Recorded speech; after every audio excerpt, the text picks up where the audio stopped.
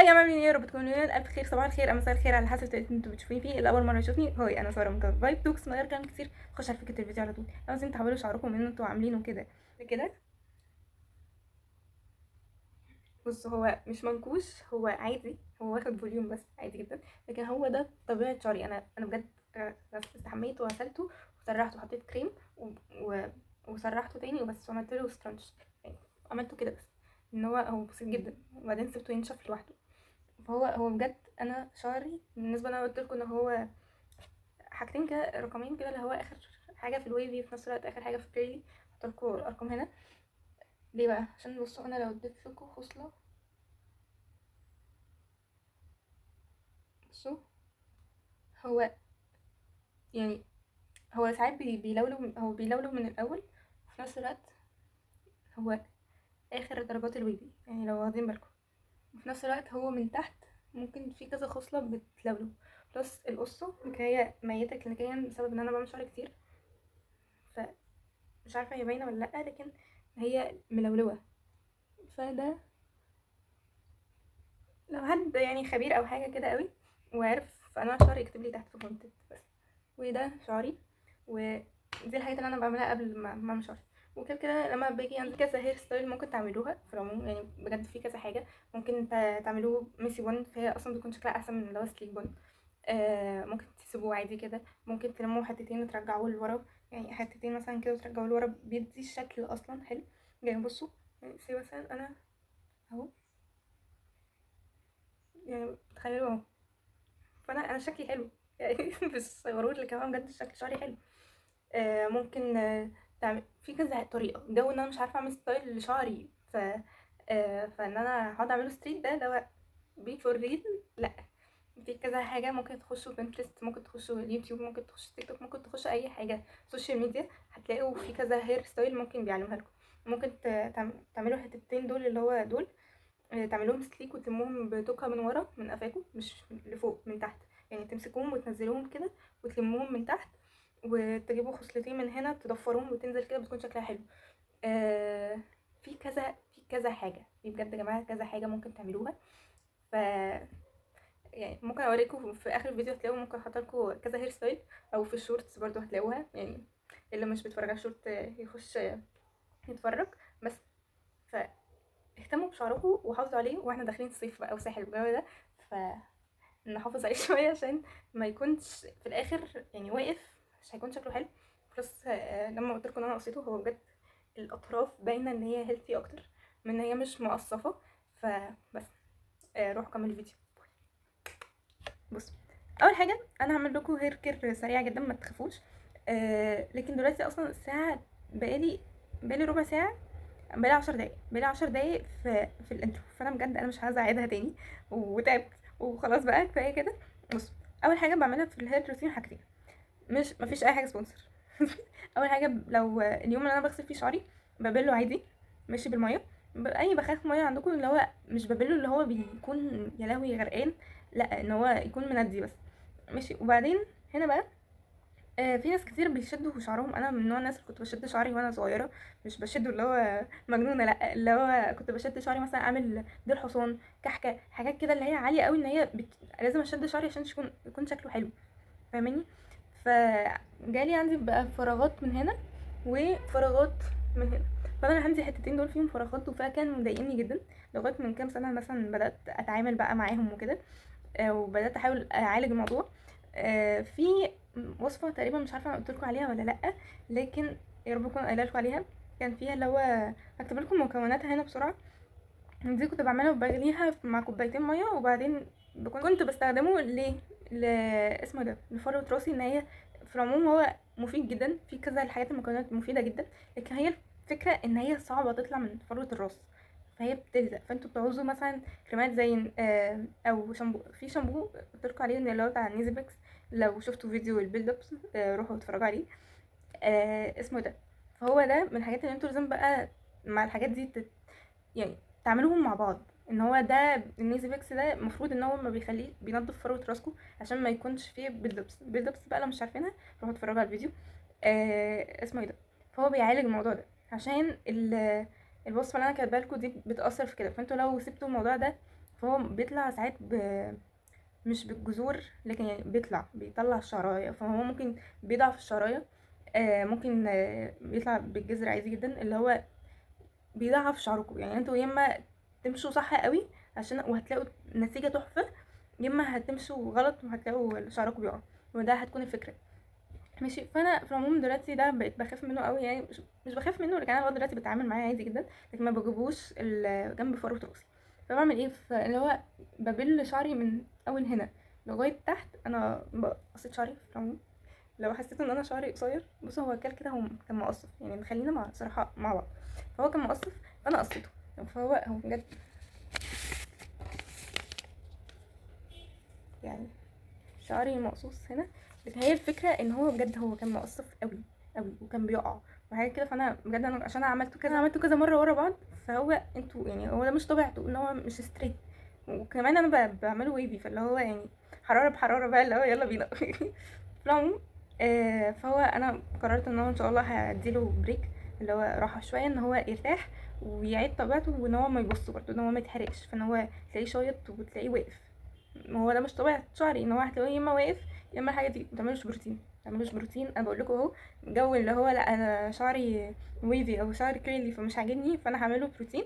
لا على فكره انتوا اديكوا بجد شهرين بالكتير قوي هتلاقوا الروتس بقى طالعه كده كيرلي، وتقعدوا تعملوه. واصلا الموضوع ده غالي جدا، اللي هو اسمه ده، تقعدوا تعملوا بروتين مثلا كل شهرين او شهر عشان شعركم بيطلع من الجذور، ومش هتحبوا الموضوع. تقعدوا تعملوه لغايه ما مثلا بجد بينهار، بيقع، اصلا بيوقع الشعر. اوعوا اوعوا اوعوا اوعوا تعملوه. ومبلاش جو اللي هو لا ده مش بروتين ده كرياتين ده مش عارفه ايه ده لا، هما فكره ان انتوا تفردوا شعركم وانتوا شعركم مش مفرود، فمهما قلتوا لي ايه كان وصفه ايه فهي فيها فرد. فلا لا ما تعملوش فرد يا جماعه بجد، تقبلوا شعركم. على فكره في يعني ممكن اوريكم مثلا صور الشعر، بجد كل واحد شعره بيليق عليه. تقولوا لي طب انتي بتاع شعرك ويفي او شعرك كريلي ما بتعملوش ليه؟ ليه بتعمليه ستريت؟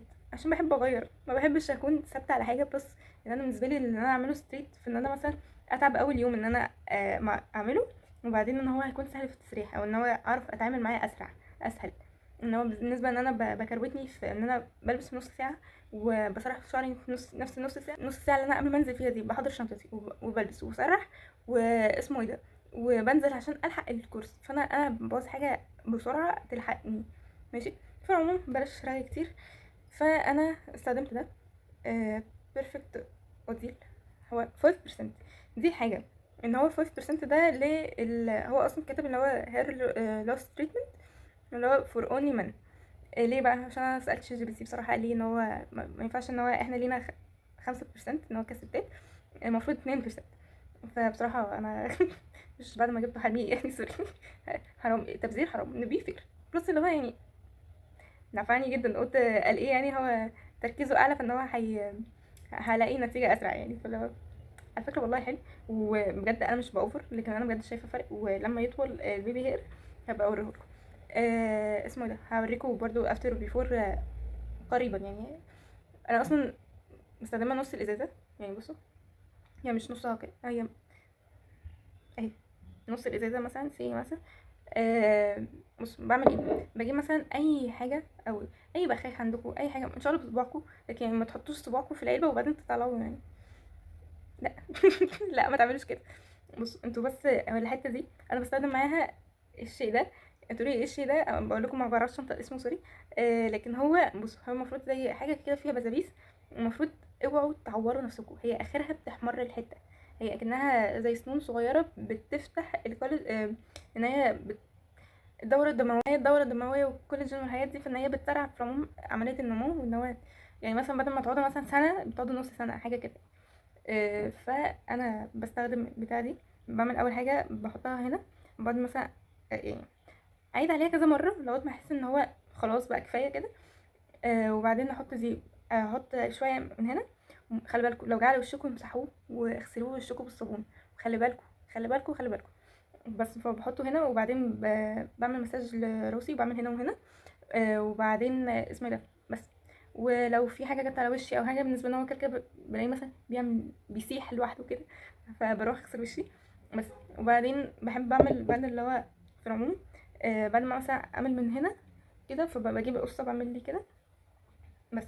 فان انا اعمل القصه كده واعمل القصه كده، فان هي تكون مخبيه الحته دي ان هو مغطياها بس، فعشان تكون مور امان. ف ده اللي انا بعمله. وبعدين بجيب اللي هو بخاخ الميه، اي ميه، بلوا شعركم، مش بلوه ان هو يغرقوه، بلوه اللي هو ندوه، خلوه مندي ماشي. وبعدين سرحوه عادي جدا باي فرشه عادي جدا. وبعدين سرحوه وسيبوه شويه كده كده. ده مفروض ما تغسلوهاش يعني. لو حطيته هنا مثلا او حطيته في شعركم كله في العموم عادي، ما تغسلوش شعركم يعني مينيمم بعديها ب4 ساعات.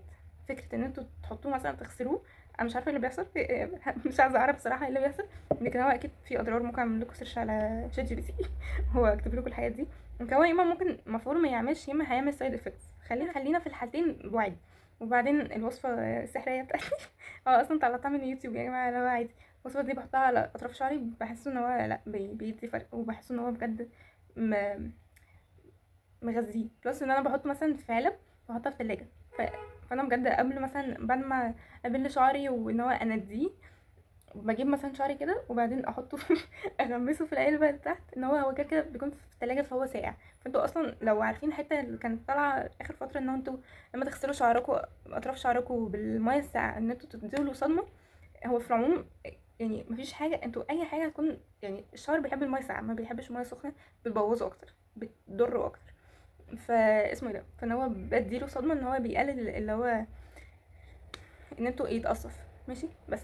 فهقول لكم بسرعه خطوات تاني واوريكم الفاينل ريزلت شعري في الاخر، بعد بقى ما اغسله واستحمى وكل الحاجات دي تخلص، ابقى اوريكم شعر شكلي وان هو ينشف برضه، اوريها لكم في الاخر يعني يا جماعه لساني بص ماشي. فاول حاجه بنجيب بتاع اللي هو الصوره دي، بتمشوها كذا مره، اوعوا تنزلوا دم يعني، ما تدوسوش ان هو تجرحوكوا او حاجه عشان ممكن تلتهب، فبلاش. اخرها معاكوا لو احمرت فبس بجد هي احمرت خلاص، مشوها مثلا عليكوا بتاع 10 مرات حاجه كده يعني بالراحه. بعدين نحطه من بتاع ده. لكن خليكم في موضوع الستات او اللي هو 2%، او شوفوا ليه بديل او اسالوا صيدلاني. بلاش انا على مسؤوليتي الشخصيه، انا مش دعوه، انا بعمل كده لنفسي، وخليكم في الاضمن ماشي بس. بعدين اسمه ايه ده، بحط عليه الزيت، هو علاج للشعر. بعدين بعمله مساج، بعدين بسيبه، بعدين ببل بقيت شعري بالميه بنديه، بعدين احط البتاع ده، هو بيكون في التلاجة فانا هو بيكون ساقع، فبغمسه وبعدين اطلعه وبعدين المه كحكه في الاخر. بعدين بقى بعمل هير روتين. كنت عامله الموضوع ده زمان، وكنت بوريكم كريلي روتين، لكن طلعت الموضوع كريلي في حته تالته اصلا. لكن هعمل لكم روتين شعري ان شاء الله، الفيديو ينزل بعد ده. انا شعري نوعه كنت في الاول فاكراه كريلي. بص انا في الاول خالص عارفه ان هو ويلي، بعدين قلت لا ان هو كريلي، ان هو بيلف. فطلع ان انا شعري اللي هو ما بين اللي هو مش فاكره الحروف اللي هكتبها لكم هنا، اللي هو ما بين اخر درجه في اللي هو في الويفي، وفي نفس الوقت اول درجه في الكريلي، ان هو بيكريلي من تحت اول درجه، لكن في الفوق بيويف عادي جدا. اللي هو عارفين اللي هو امواج البحر بتكون عامله اللي هو كده كده كده كده كده. هحط لكم نوع شعري هنا والصوره بتاعته. بس انتقلوا معايا بقى الباقي، ويا رب تكونوا انبسطتوا، وان هو يا رب تكونوا بجد استفدتوا بالفيديو.